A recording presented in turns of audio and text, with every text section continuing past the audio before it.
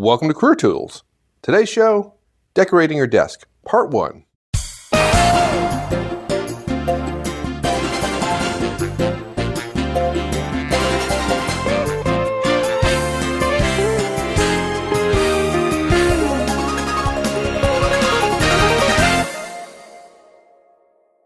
I think this one is going to anger some people. Yeah, you said when we were starting, you thought we'd ruffle some feathers. I do. And I had to think through it a little bit. I agree with you a little bit, and yet, I don't know. Maybe, okay, I'll just say, okay, sometimes feathers need to be ruffled. Okay, so I'm the designated feather ruffler. I don't know. Okay, so let's jump right into ruffling feathers.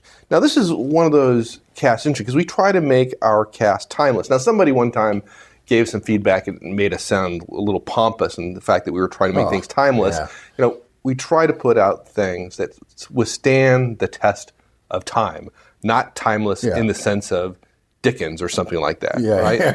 Yeah, good. And I think that's probably what he thought we were saying. Well, but how many? If you read blogs today, if you pay attention to management thinking, right? It's the fad of the month. Consulting firms, books have been written about consulting firms taking advantage of the fad of the month and building a practice around X, and then the practice goes away. And there's all kinds of timely advice. Oh, the latest thing I would bet is using social media to boost your business. Right.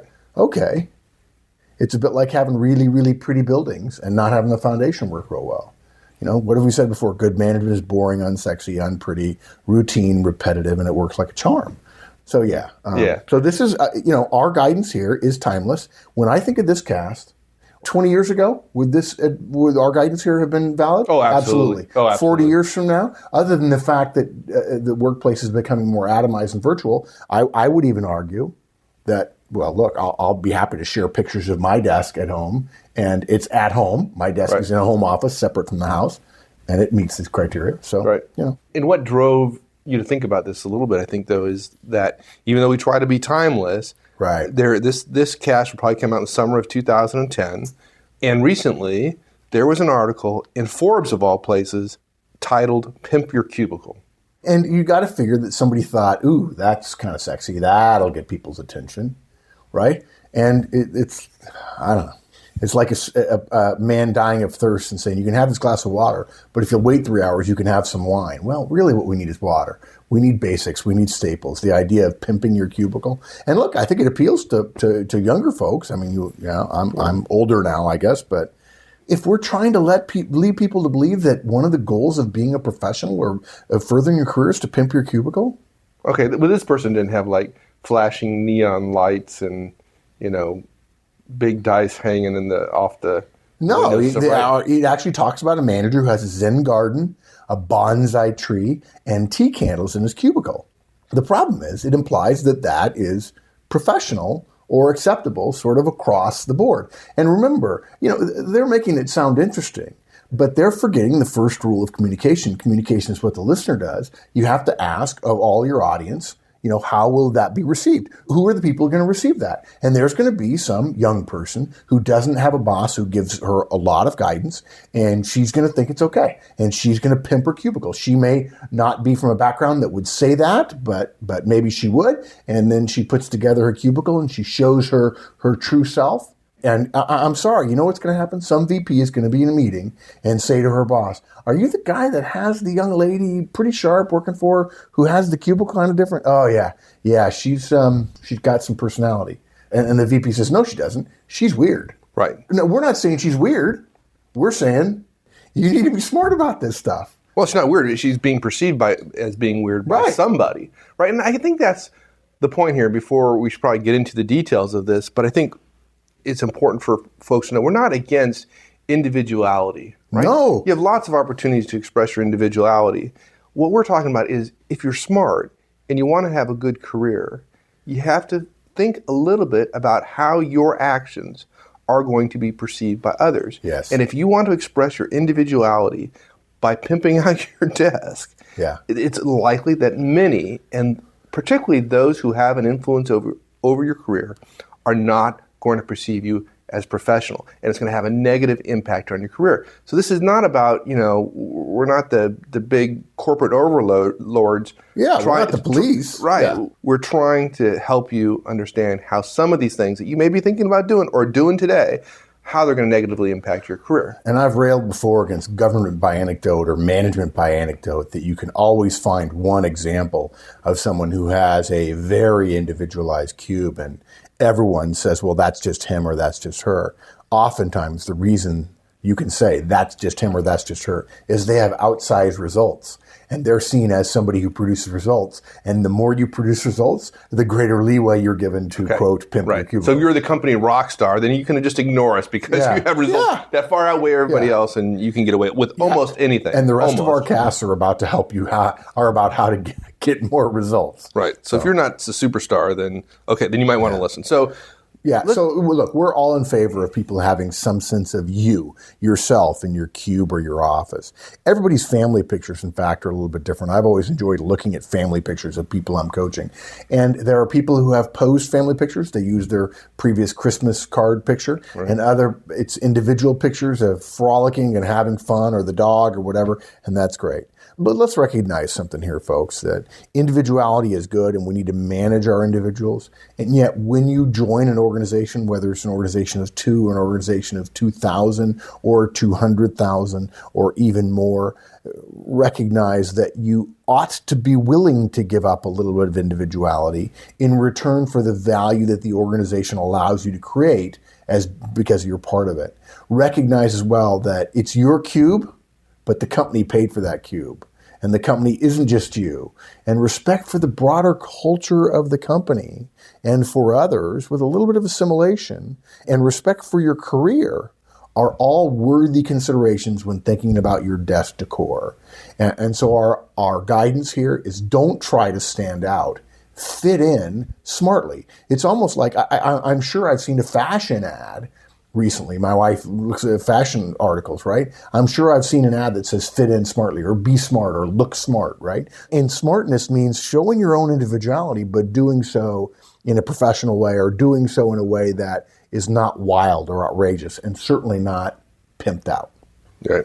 So what are the key points we're going to cover today? Yeah, this is to go from the word pimp to say these next 3 things is a little bit of a whiplash effect. We have 3 recommendations: be professional, be moderate, and be tidy. It's as simple as that. Okay. So let's talk about being professional. It's one thing to say be professional, but this is a career tool, so we want to be a little bit more specific. Yeah. What is be professional relative to desk in your office? What does it mean? Well, I've always felt like when I say the word professional, I think pimping, and then we're good. Right? Look, how we define professional? A professional is a tidy desk and nothing more. And folks, we understand that this is going to bother some of you, but nevertheless, professional on desk decor is a tidy desk and nothing more than your essential equipment, 1 or 2 photos of your family or perhaps friends, a couple of work-appropriate pictures of your product or an industry or a landscape or something like that, those kind of things that aren't necessarily family, a single toy or personal item related to your product or industry, and only if you really must, and a small plant to decorate your space if in fact you feel you need it. And that's probably the maximum you need to have on your desk or in your cube. Now look, we're going to allow for some variation. If you have your own office and there's 25 people who work for you in cubes right outside your office, and you have a conference room table in your office as well as a standard desk, if you will, an office-sized desk with an L shape in it or so on, and you want to hang a picture from the corporate art gallery or the corporate photo gallery or something from the corporate historical archive, and you want to put your diploma or a couple of other pictures, awards that you're given, that's okay. The bigger your space, and we'll talk about that in a minute, that you probably have a little bit more leeway.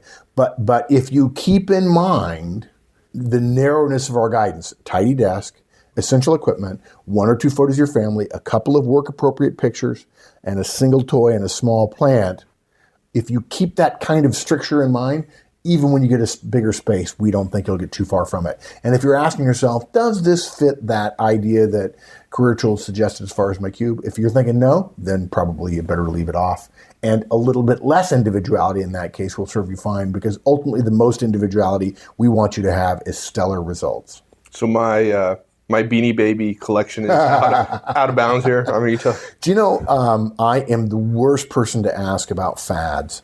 I never understood Beanie Babies. I never got them. I don't know if they're still famous or not.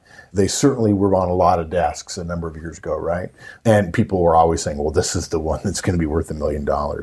I'm not sure it was Dutch tulips exactly. I don't know whether there's still a healthy collectibles market. But the general rule about something like Beanie Babies, no soft toys, okay? You said professional pictures.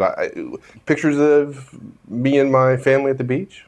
Okay, generally my rule is no pictures of you on the beach unless you're fully clothed, you're not drunk, and with small children, and there are small children around. In fact, as I think about it, and not drunk with small children. That sounds bad, right? But so unless you're fully clothed, so no pictures of the beach unless you're fully clothed, unless you're not drunk, and unless you have small children, and preferably yours with you. So if it's a family pose photo on a weekend or a week in Nag's Head or Martha's Vineyard or even Pensacola, in fact, even Daytona Beach, as long as it's a family picture and it looks as if it's posed and so on. And we generally say not as much. We certainly don't want, coming to pictures, I think the bigger issue is not whether any single picture is a problem. I think if we scope it down to 2 or 3 or 4, maybe a couple of family pictures and a couple of work-related, proper for work-related pictures or professional pictures, adult pictures. The issue would be not 50 pictures, not the collage, not the high eye, look at all my friends and all the cool places I've been, right? Inevitably what you see, in fact, if you look at a collage of like a 5x5 collage of 25 pictures, what used to have been Polaroids maybe, but now are nicely printed, and maybe they're on 8.5 by 11s or whatever, printed from a photo printer or whatever, you get a theme very quickly. You don't have to look into the pictures, but you can pretty quickly get, a theme. And I have to say, the most common theme that I see when I see a collage of pictures, what I see is a bunch of people taking self pictures.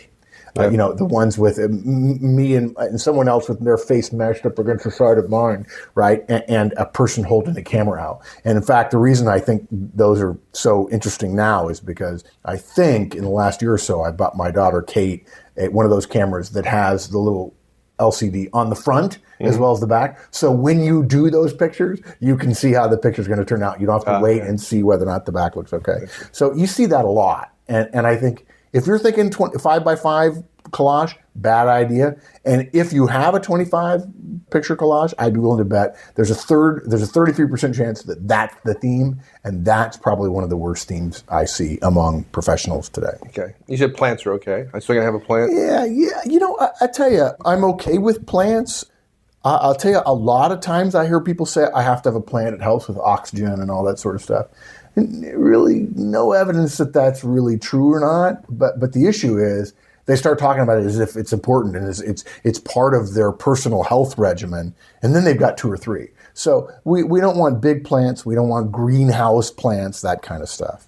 Okay. How about books? I had a direct of mine one time. Actually, it wasn't a direct of mine, a direct of a direct somewhere in my organization, and he had a collection of Dilbert books on his desk. Now, maybe I should have said something. I didn't. Right. I didn't say a thing. Right. But I walked away, and frankly, it didn't leave me with a good impression. And maybe that's all me. But what do you think about that? Yeah, Dilbert is a tough one because it's just so funny. It is hilarious. My 2 favorite comic strips of all time are Dilbert and Calvin and Hobbes, and it still amazes me to this day that Bill Watterson, the guy who does Calvin and Hobbes, never had a child when he was writing about Calvin. But yeah, generally speaking, Dilbert cartoons are, whether you like it or not, if you're under the age of 30, folks, they're terribly funny. I'm sure you want to put the one up that literally shows the pointy-haired boss doing exactly what your boss did last week. It's funny. I would laugh at it too, and I would also tell you, don't put it up in your cubicle. Gosh forbid that we have a compendium of Dilberts in a book on your desk. And look, folks, Mike was much more dot your I's and cross your T's than I was when I was 23, 24, 25, 26. And of course, now I'm comparing myself to the Army, which is a very regimented, no pun intended, place. And there were times when I got good results and yet was not thought of highly as Mike was in our organization because I didn't walk the straight and narrow. And so my recommendation to you is don't do what I did. When I was an officer in the Army and they gave me an office, they said, you need to have an open door policy. So I took the door off the hinges and I got a great deal of trouble by the logistics manager because the door wasn't there and we're signed for the door. And I had put the door in a big closet in the back of my room as a way of saying, I don't have an open door policy. I have a no door policy. You can always see me. You can always come in. Well, that's just it gets you in trouble because it makes it say, okay. It's like, okay, you let me have open door policy. Well, I'm going to take the door off. Right. I'm going to stick my finger right in your eyeball. Yeah, exactly. And Dilbert cartoons kind of come across a little. That's exactly that's the point. I'm not making it very well, but you're exactly right. It comes across as I think my boss is the pointy-eared boss. And look, you can poke your finger in people's eye, and right? It's not doesn't hurt you, right? Well, not immediately. Yeah, exactly. Long-term joke. Yeah, and look, let's go a little bit further. We'll talk about tidiness, but no dirty cups, folks. No, if you use the same coffee cup every day, you got to wash it out every day. No, we don't want any food collection. I've read somewhere, it's been several years ago, that people's desks, their keyboard area, is like the filthiest place in an office because the place in the kitchen, the common kitchen, gets cleaned. Right, but the desk never gets cleaned. Right, it doesn't. Nobody has antibacterial wipes at their desks, or there's some of you that do, but most people don't. Check your desk right now if you're listening at your desk. Check your desk for 1-month-old Post-it notes as reminders. And frankly, by the way, if your computer monitor has 50 Post-it notes stuck around the side of it, you are thought of as grossly unorganized and unprofessional by senior people. Even if those very same senior people do that themselves. If they worry that lower level people in the organization are putting stuff all over, I can't forget this, so I'm going to put it on my monitor. And then you ask somebody, hey, real quick, how many notes do you have on your desk? I've done that before. How many notes do you have on your monitor? He says, I don't know, 2 or 3. And they got 9. Like, okay, how valuable are those? How important are those things that you can't miss, that you can't forget about today? Right. One of them's got faded ink on it. Really? Right. They're like 9 months. Yeah, exactly. Yeah. Telephone lists all over the places stuck to the thing. Probably most of you hearing this, you need to do a little bit of spring cleaning. Yeah. And I'll tell you something else we're going to come back to. Folks, your desk has to have space in front of you to work on it. It's got to be a minimum of 24 inches wide by 18 inches deep, and really even better, 36 inches wide by 2 feet deep. Well, that's a good point. Your desk has to have space to do work because that's what the company is paying you to do, right? So your desk needs to inspire confidence and trust in the people that see it. Right. I mean, it's like your writing or your clothes or your demeanor. Yep, exactly. It's an outward demonstration of your professionalism. Right. Your managers, your peers, your customers, when they look at your desk, they need to be assured that when they look at it, that you know what you're doing and you're doing it well. And a messy, disorganized, non-professional desk doesn't leave folks with that impression. The interest in self-expression is great. We want people to express themselves. We want people to bring ideas. We want people to question costs and advocate for higher revenues, provided they're profitable and so on. But personal expression, as opposed to self-expression, is the gray area, right? Where people say, why are you spending so much time on your cube when I'm not getting good ideas from you? Why are you spending so much time on your cube and your budget is late? Right? The greater your individuality at your cube, the more you better have your I's dotted and your T's crossed. And by the way, let me just say, I mentioned Dilbert and the pointy-eared boss. Scott Adams is brilliant. The cartoon, we love Dilbert, but really, again, it sends the wrong message to the organization. And even if your boss is a clone of the pointy-eared boss, it doesn't help you to say so out loud. Right. Yeah, it may be true, but it doesn't help to well, say as I said before, right? I've coached people all the time. I'm sure I've said it on air. Just because it's true doesn't mean it's helpful or persuasive. Right, exactly. Yeah. Now, some people are probably thinking, well, nobody ever really sees my desk, so why does it matter? Okay. This is an interesting one I didn't learn until a few years ago. Please think again when you hear that phrase, when you think that phrase, when you say that phrase. It's unlikely to be true. It's really unlikely to be true even if you work from home, which I'll come to in a second. And I've worked from home, and planes have been my workplaces for years. Your coworkers, the cleaner, your boss, security, Anybody who walks past to visit someone else in your area sees your desk, right? Even if it is true that almost no one sees your desk, here is the real danger of the pimped out cube. You see your desk every single day and you are influenced. But interestingly, when people express with their desk, what we find often, particularly for you high eyes, is they express a lot. It then disappears to them. It's a statement to everybody else, which we don't hear ourselves saying because the cube is just our cube. It's the place where we, quote, work. And yet what ends up happening is the statement is made to other people. You forget what statement you're making. It doesn't really make the statement to you. And if it's your desk, we find that the most expressive desks are often the most messy. Yeah. And here's the issue. Every single day, you see your desk. And it took me a long time to learn this, but most of us are profoundly influenced by our own desk. We'd bet, and I'd be interested in your take on this, Mike, we'd bet that every one of you who leaves your desk messy have too many times to count, return to it, and sighed, sort of an enervating kind of sigh, just kind of losing your own energy because of nothing more than it's messy. And it says there's a lot of undone work there, stuff I've been trying to plow through, but I can't get to. Yeah, it absolutely sends a message. I found this. If my desk is messy, I walk and I'm immediately, even if I don't recognize why, I'm immediately put off, right? Yeah. And then it becomes even worse. Put off by your own behavior. Yeah, or it becomes even worse when I'm looking for a piece of paper and then I'm shuffling, in this stack of stuff. And usually what happens, eventually I figure that out and go like, okay, we're going to stop this. Now, there's folks who clean their desk just to avoid other work. I'm not suggesting that. Yeah. But I find once I clean it and I go back in, man, it's a big, big difference. Yeah. Leaving one's desk messy isn't a luxury we can afford today. And it is a luxury because you spend energy you don't have when you come back to that messiness and you lose energy for getting the stuff that really needs to get done. And now let's say something else. For the neat freaks among us, and that's not me, even though I'm not terribly, terribly messy. Mike, stay quiet on that. For the neat freaks, those of you who are a little bit anal, a little bit, overly careful about this stuff, we actually bow to you on this one. You actually take the time to clean off your desk. Now look, there are some of us who have laughed at you, but you come back every day or every afternoon to a clean state.